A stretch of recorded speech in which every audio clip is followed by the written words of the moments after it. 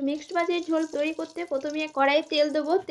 তেল দিয়ে মাছে নুন হলুদ মাখিয়ে মাছগুলোকে ভালো করে ভেজে নেব। ভাজা হয়ে গেলে সেই তেলের মধ্যেই ফুলকপি দিয়ে দেবো। ফুলকপিগুলোকে ভালো করে ভেজে নেব। পেঁয়াজ দিয়ে দেবো। পেঁয়াজটাকে ভালো করে ভেজে নিয়ে তাতে আদা রসুনের পেস্ট দিয়ে দেবো। আদা রসুনের পেস্ট দিয়ে ভালো করে কষিয়ে নেব। কষানো হয়ে গেলে পরিমাণ মতো হলুদ দিয়ে দেবো। তো মিক্সড মাছের ঝোল তৈরি করতে প্রথমে কড়াইয়ে তেল দেবো।